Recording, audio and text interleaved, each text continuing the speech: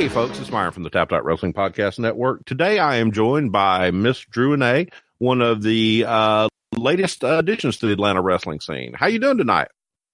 I'm doing great. How are you? Good. Well, I've had a good day. I always enjoy a day off from work where I can get to talk to wrestlers and hang out and read wrestling news boards and act like I'm doing my job. It's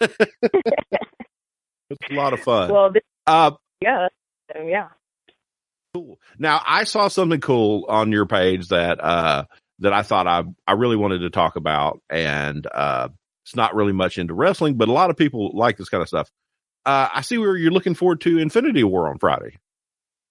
Yes, I am so excited. I love superhero movies and Star Wars and Lord of the Rings. Like, I'm super nerdy, which I think most wrestlers are. But yeah, I'm really excited. Hopefully I'll be able to see it on Friday.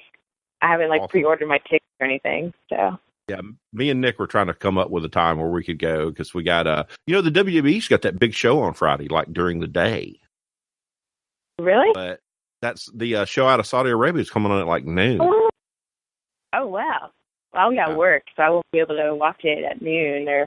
But I'm glad it's my slow week. I've seen a lot of people lately on the internet really upset that they're wrestling in a country that doesn't allow women to wrestle. And as much as they've been doing lately. No. None of the female talent's allowed on the show. Oh, that's interesting. I mean, I guess, they're trying to break into new markets, and you kind of do what you have to do before and respect their culture. I'm sure WWE has a reason, why they'd want to break into Saudi Arabia. Well, they're making a lot of money on the show. Okay, so boom, there it is.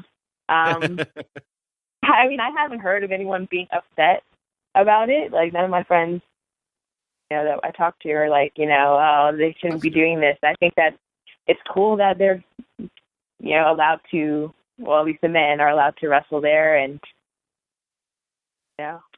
Well, they're aiming at these huge world markets these days. That's what just blows my mind is where wrestling is going. Right. Everywhere. So. Now, where was your exposure to wrestling when you were a child?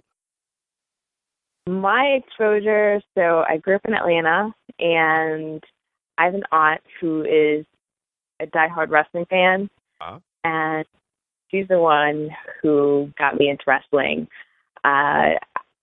She would watch, Monday Night Raw and Friday Night SmackDown, and whenever I was over at my grandmother's house, I'd be watching it with her. So that was really my introduction to wrestling, and I loved it. I'm not sure if it was because she was so passionate about it or because of the characters, or maybe just a combination of both of those factors, but it was definitely when I was young, and it was just fun to watch.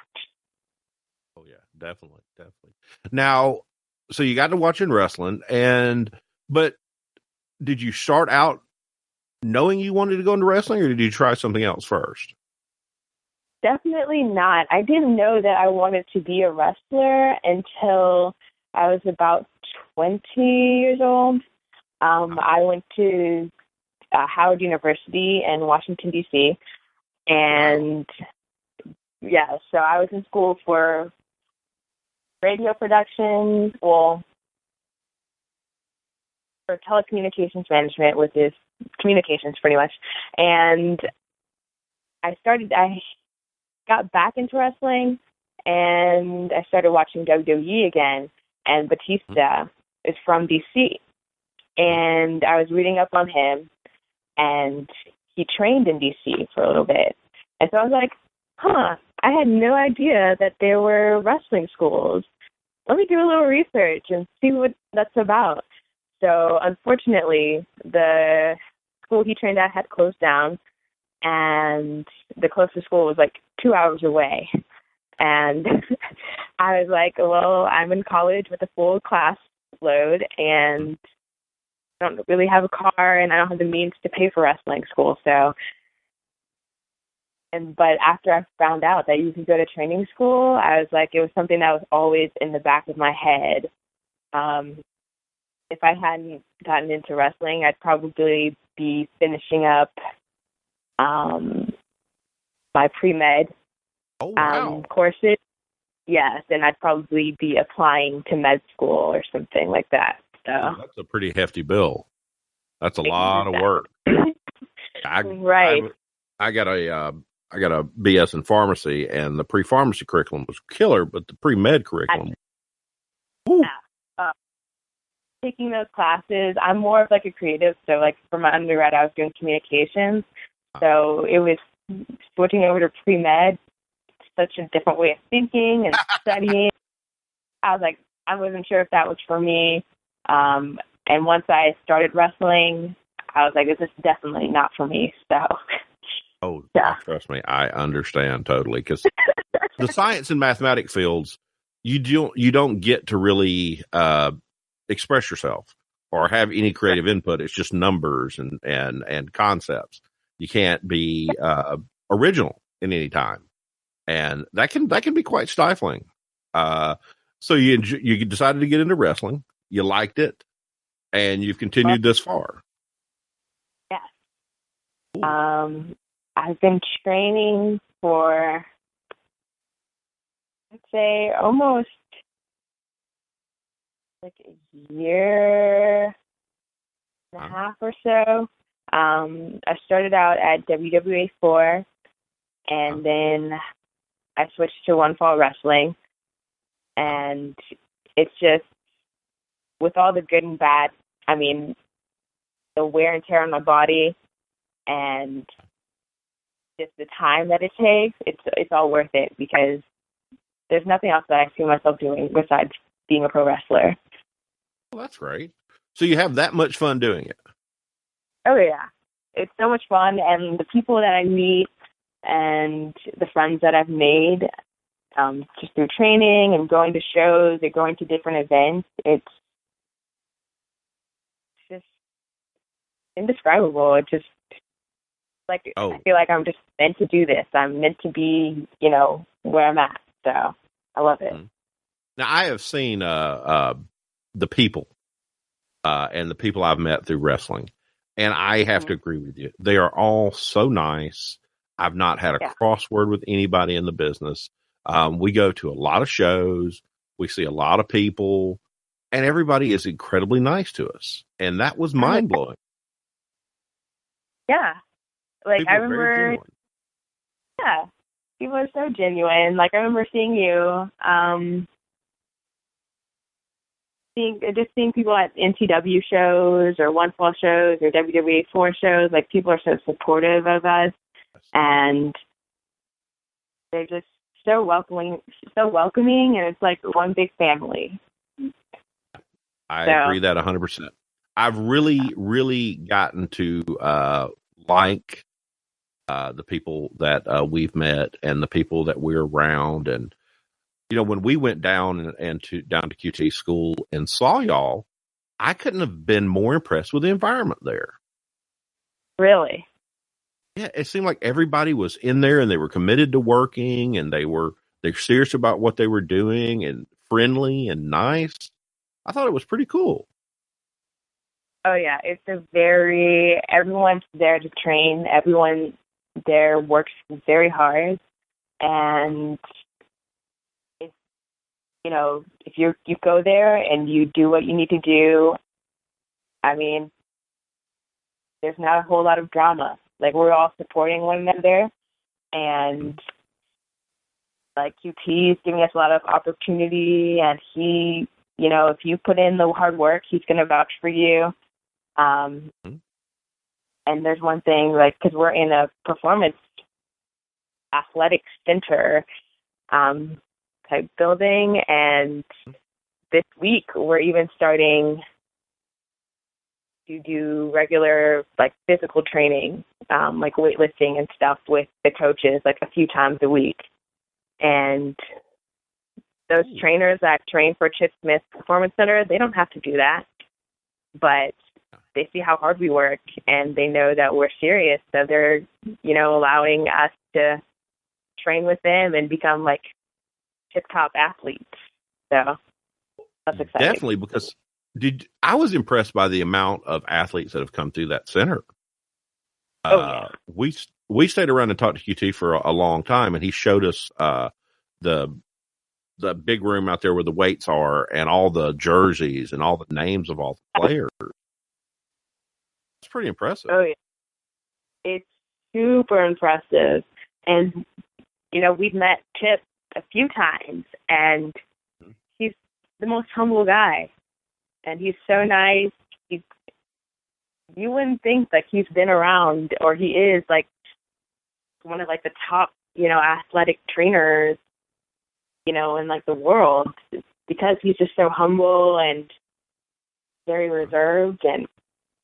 But he's allowed us to wrestle in his building, and he allows us to use his trainers and his facilities. And we've even, met like some of the athletes, professional athletes that come in through there. And I don't know, I'm still blown away by like just being there and being in that environment. So yeah. That was the experience I got when I was in there. Is everything was so impressive. It was spotlessly clean. You had everything laid out. You had all kind of, the weights were incredible. Oh yeah. It's the weight room. And the training, the ring, that's one of the nicest rings I've ever seen, much less a training ring that they had going on. And everybody was pretty serious about what they were doing. And that training match you put on with Johnny Nix, y'all worked that through and thought that and planned that. And I was so impressed with the thought y'all put into that. Thank you. But yeah. Do you work with a lot of other students like that? Oh yeah. Like for most of our training sessions, at the end, we're all coming up with, 5-minute matches or 8 to 10-minute matches, just depending on, whatever QT thinks we need to do. And after we do the match, he critiques us and he tells us, this is what you guys can do better. He gives us tips on psychology and just kind of helps us through the thought process. We kind of explain to him why we put a certain move there or put a certain spot there. And he's like, well, here's a better way to do it to get the same point across. So, yeah, like, I think that was, Johnny is a relatively new student, and I'm trying to like remember our match together. I mean, I hadn't really worked him before, but I mean, we were able to put on, a decent match for training, and it's just fun to me working with all the different students we have, because we have different types of wrestlers, and yeah, it's hard, and it requires us to think a lot, like be creative and think outside the box and put so many different components into it, because it's not just wrestling, it's, putting in our character work and being a show, like using showmanship. So it's so difficult to come up with those matches, and it's always very nerve-wracking, for me at least. But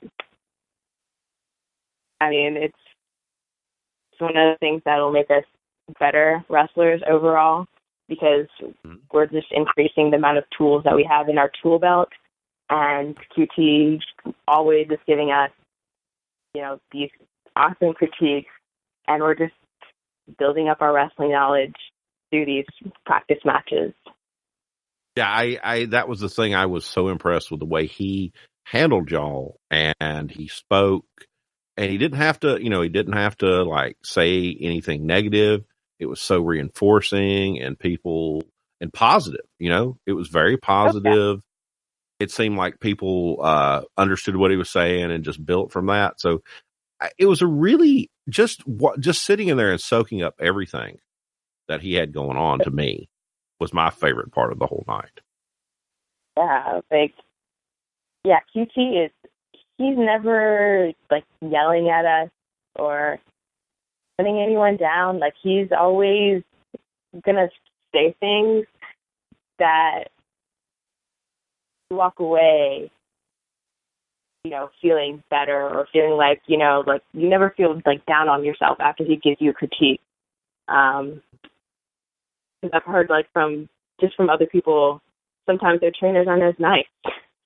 So, I really like respect that. I think QT respects us as trainees, and that only like increases the respect that we have for him as our trainer, him and also Glacier as well.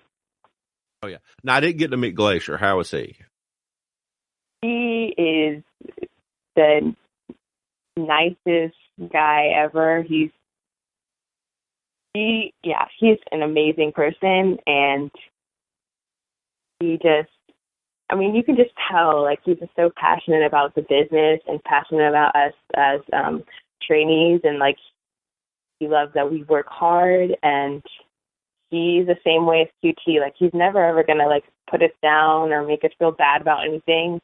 Cause, him and QT were once in our shoes as well, so they understand that we're still learning. But, yeah, Glacier is just, I love talking to him and hearing all the stories that he has. And yeah, Glacier's just, he's an awesome guy. Like, if you ever get to meet him, like, he's going to be like the sweetest person ever. Now, I was in college when he came out in WCW with that whole bit, the Mortal Kombat thing, and it was really cool because I've always been a video game guy. I've always played games, and then seeing somebody come out looking like they're Sub-Zero from Mortal Kombat and all. Did you ever see the video of all the presentation, the entrances they had for him? Yeah, I've seen some of them, and it's awesome. Yeah, and as a kid, I was 23, 24, and it was just so cool to see him come out and do the whole thing, and they really put a lot of development into his character. A lot of time into that. And I thought that was great. I think that was probably some of the best development WCW did, because they didn't do a lot of that. They used a lot of talent that most people knew. Right. That was awful. So this stuff you get to in over today. So. You get to around all these people and all these famous names. Do you ever kind of just be a fan and just get excited?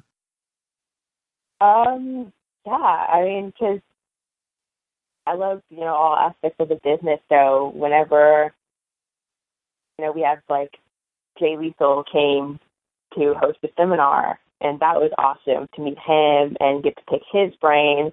Jonathan Gresham came. Trying to remember. X-Pac came. He was awesome. Like, that was really cool to meet him.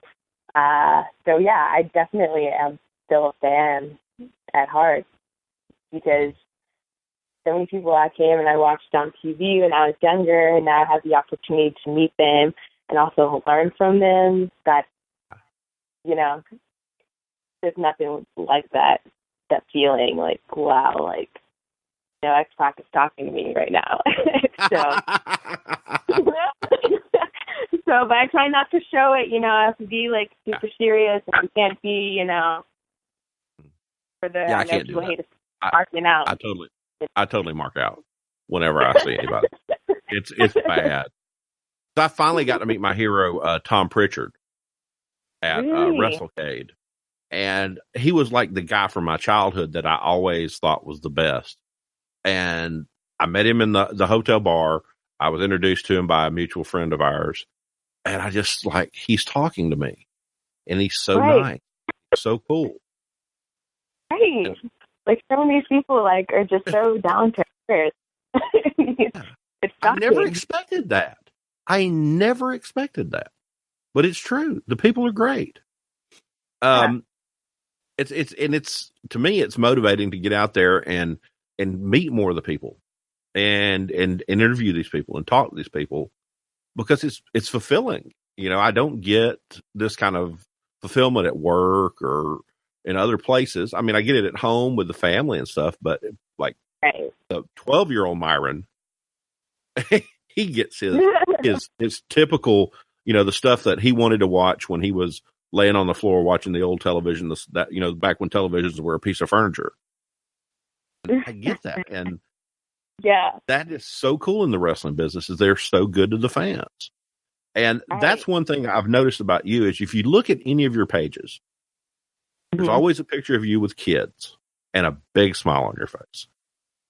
I mean, I love it when, I just see, like, that they look up to me, and first of all, I'm like, man, I'm so new. Like, I'm nobody. I'm still learning, but they look up to me like I'm this star, and I feel like it just makes me happy. And, you know, I don't want to let them down. I want them to have a good time at the shows, and it just reminds me of when I was younger. So that's my favorite part, is meeting the young fans, and they're like so nervous, but I'm like just as nervous to meet them. I'm like, I don't want to be like lame or anything. I don't, you know, I have to be the star, but like, it's just so awesome. Like, just that young, like, energy. Like, they're just excited to be there, excited to be at a wrestling show, and they're the most forgiving fans as well. Like, you know, so that's. I look at those pictures, and when I'm meeting them, it just reminds me of why I got into the business, and that's to inspire younger people, especially younger girls like me. As a woman of color, growing up, there wasn't as much diversity in wrestling, but now it's really changed a lot. And so, go ahead. Yeah, I agree with you 100%. To me, that's what I think is the best thing wrestling's doing right now. Oh yeah, and they're bringing in African Americans, they're bringing in Asians, they're bringing in gay people, they're bringing in people from countries you didn't even know about, and people are just being themselves out there. Exactly, I love that. I'm like, I wish that this was happening when I was younger, but I'm glad that you know, the tides are changing, and that we're able to see that, so young girls like me can see themselves in the business. Because I would say, growing up, I never saw myself in the ring because I didn't really see many women like me. But now it's totally different. So I want to inspire young girls who are like me, and I want them to see someone that they can really relate to. Yes. And even if they don't want to be a wrestler, they're like, well, whatever their dream is, whatever they want to accomplish, like, I can maybe help them, inspire them, that they can do whatever they want to do. So, yeah. I have a daughter, and young girls are always in the need of inspiration from a positive role model. And to see somebody that's doing good, you know? Yeah. It's positive role models and people that are out there doing, even if they don't want to be a wrestler, somebody that's doing what they want to do themselves, that to make them understand that they can go out there and have the confidence to do something. Yes. Oh, yeah. Because, it's just, I think with social media, it's very saturated with so many things and so many people who maybe aren't the best role models. And I have a younger sister who is 14 years old, and I don't want her picking up on those images, you know, and thinking that's something that she has to, like, strive for. I want her to see, like, something that's more positive and uplifting. So I think that it's very important to me. Yeah, you know, as a father, yeah. It's like, what do I do to like, if I can try, because, you know, there's so many negatives out there. If I can try to present her with something positive, it's really hard to find that. And they need that. Yeah. Because, you know, you don't have to, I don't think that, you know, 14-year-olds should be, you know, trying to act like they're in their 20s or in their 30s, you know, like, be a kid, be a teenager. I say that all the time. Just be a kid. You're 14. Enjoy it. You don't have a job. You're not in college. Just be 14. And that's the hardest thing. Yeah. Oh, man. I don't envy kids these days. What? I do not envy kids these days. Right. There's just so much information. Yeah. Oh, yeah. So, I mean, I just hope that, you know, I conduct myself in a very professional manner and in a way that, you know, kids, you know, who are in elementary school to even high school and women who are in college, they can kind of look at me as like someone who's a positive influence on them and doesn't purport, you know, such negative, you know, ideas and, you know, that's something that's important to me. I have to agree with 100%. I could not be happier with that response because, my daughter has bright pink hair. I let her get the hair because I thought that was the easiest. You know, it was either that or she'd go get one of her, you know, get a prison tattoo or something. So I'm trying to make whatever compromise I can. Right. I mean, yeah, it's hard. She's a good kid, but you know, it's so difficult out there. There's so much negative that are around children these days. Yeah. I grew up in a much simpler time in the 80s. It was you either played football or in the band. That's all there was to it. Wasn't many choices. Yeah. I think when I was growing up, like the internet was, you know, becoming like, you know, in every household and stuff, but still like, you know, I played outside and I was in sports. Like I was a cheerleader in high school. But I played instruments and stuff when I was younger. Like I had like a lot of different interests. And so social media wasn't like super popular then. So I wasn't spending all my time, you know, on my phone or on the internet. I had hobbies and, you know, other things I did. So it wasn't that bad. Exactly. I can totally understand what you're saying. But it's good that kids can see there are people out there that can understand them. Right. And know that they're trying their best they can, or they're doing something, trying to do something positive. And to see somebody who's succeeding like you are, doing something very positive is wonderful for you. Because, I mean, I see you popping up on every one of QT's posters, and you've gotten all over the place lately wrestling. Yeah, I mean, sometimes I pop up on those posters with my bandana on. I need to focus. But yeah, no, I'm popping up on the posters for the One Fall shows. And yeah, I mean, I'm trying to get the experience down and trying to, you know, make the talent, so to speak. And yes. I mean, whatever QT needs to book me for, I'm there. Unless you know, my real job, you know, I can't. Unfortunately, I still have to work a full-time job, but yeah, I feel like QT believes in me. So yeah, I know, like QT, like this past Saturday, we were in Cleveland, Tennessee, and I was working with Derby Lane, and we were like the semi-main event, and that was really cool. Oh wow! Yeah, so QT really puts like a lot of like trust and faith in me, and also Jessica Lee, who I wrestled her the week before in Blue Ridge, and I want to say we were semi-main as well. So it's a lot of faith in me, which is awesome. That's impressive because, you know, even though the WWE is putting people in main events and semi-main events, it's not quite, you know, made it down to the local scene yet. So that's really great. Right. That is really great. Now, I've seen you as a fan at events. Yes.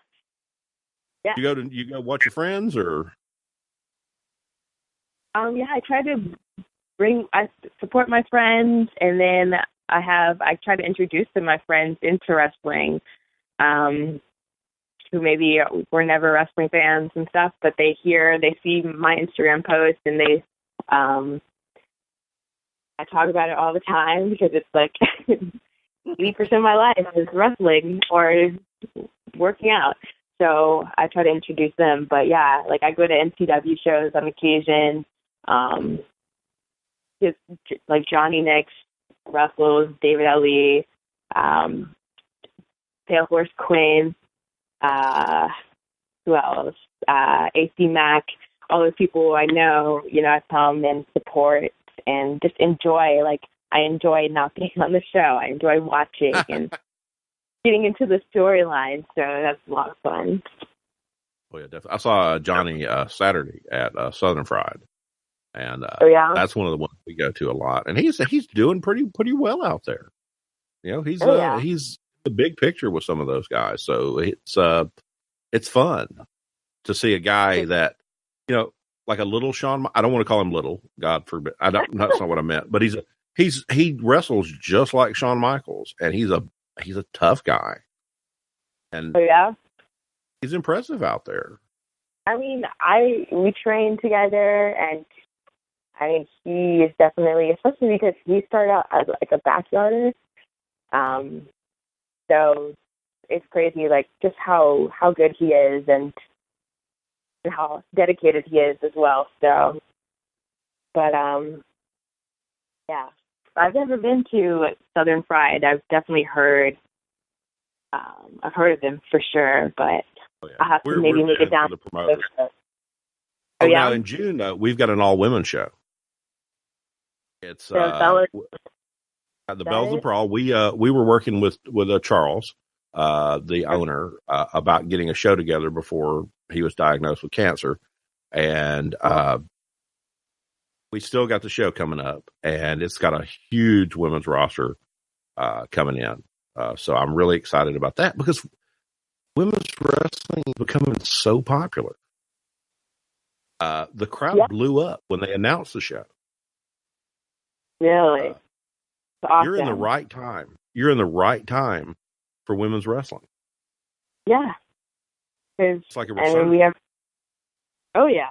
which is awesome. And it makes me want to work as hard as I can, because you have to live up to that expectation, that women can, put on just as good as a show as the boys can, or even better.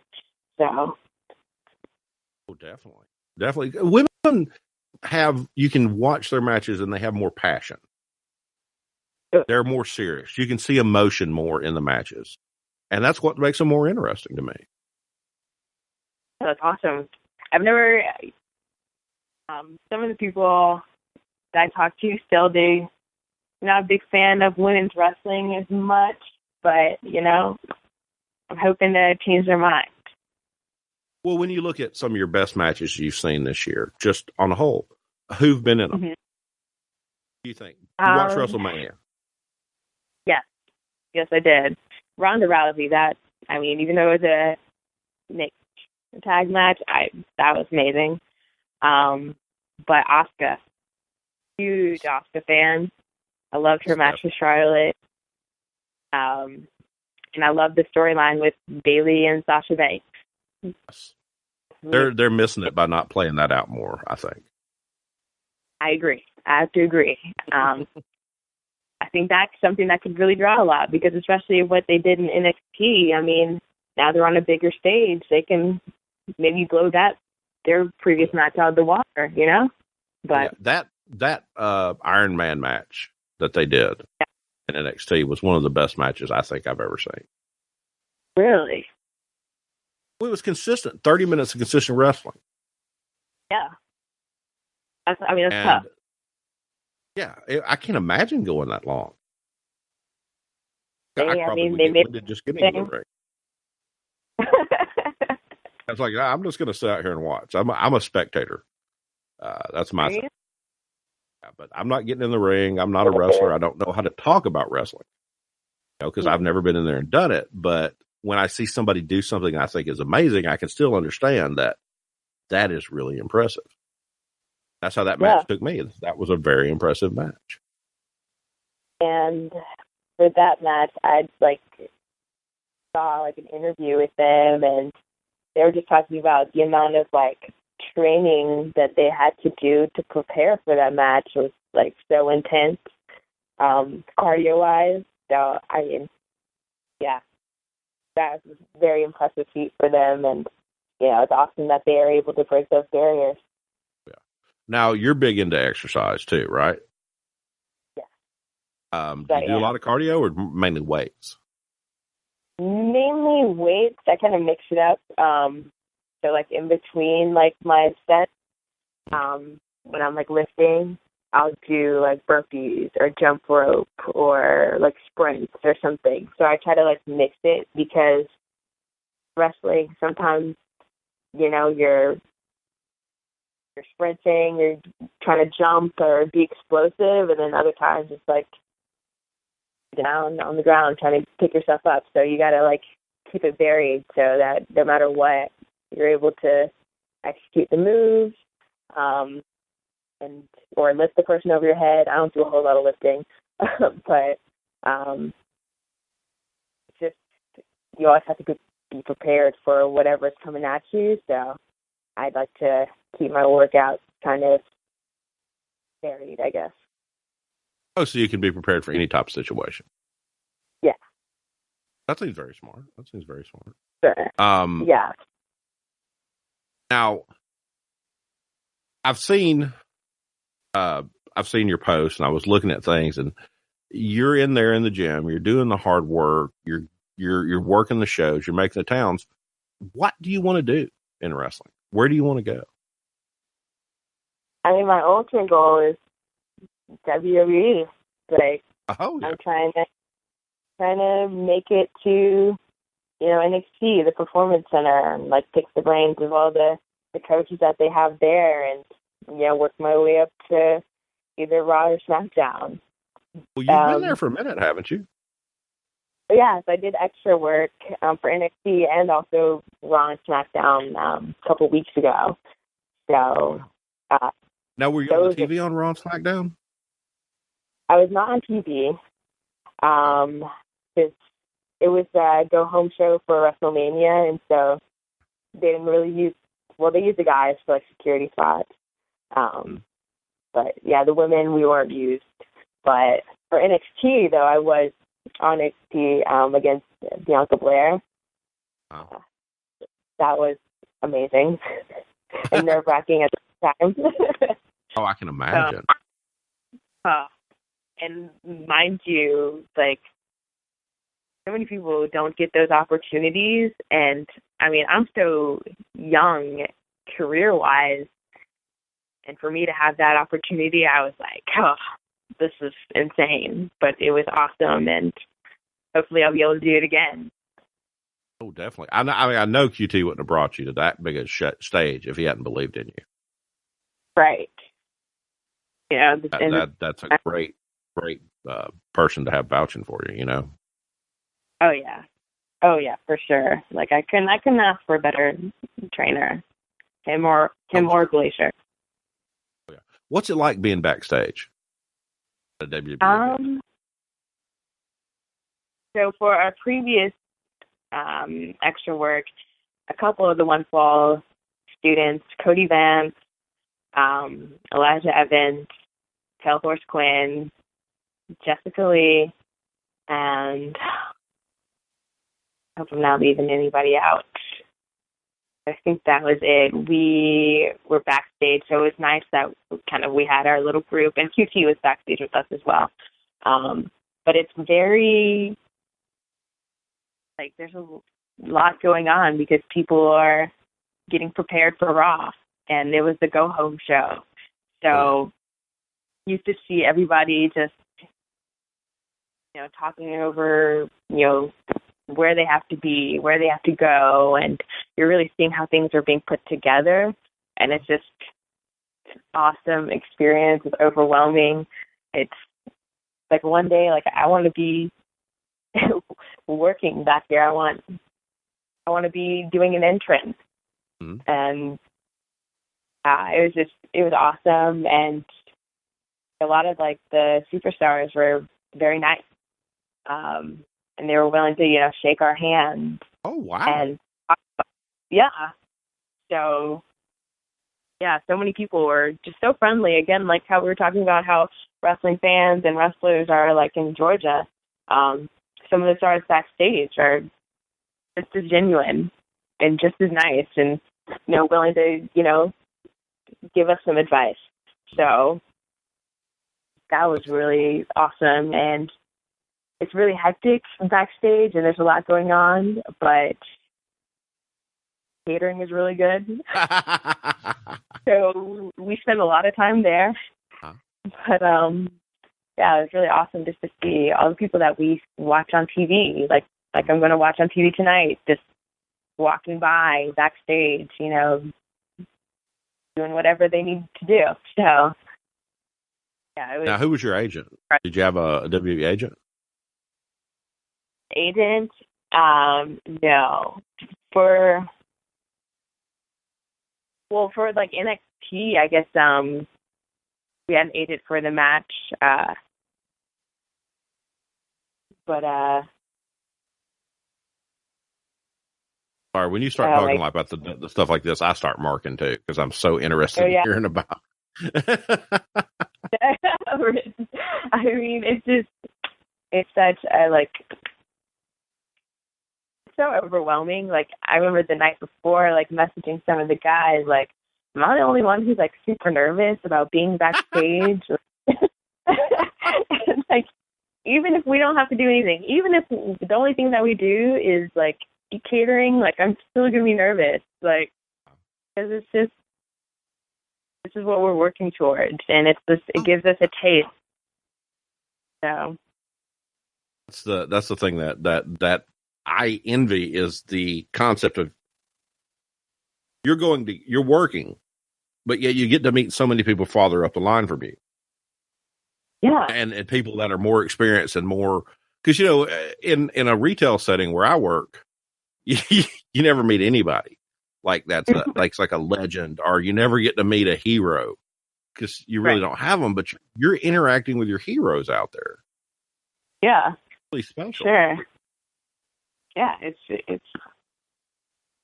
I mean, it's nothing. It's just nothing. It's nothing that I expected to be doing so early in my career, and it's just I'm just walking or standing in the hallways, and all of a sudden, you see people like John Cena or Mickey James or the Bar or just all these people, and it's just man, this is insane. How did I even get here? What am I doing here? So it's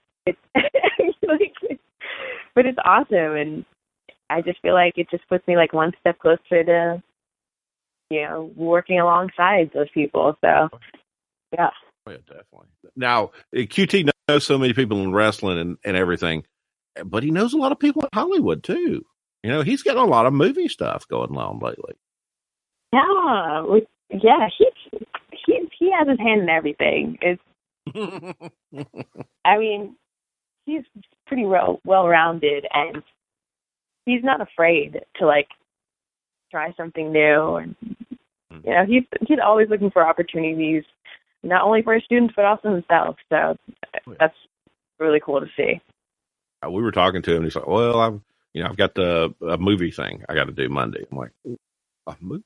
Nick's like, "You got a movie thing?" I'm like, "A movie thing? Wow!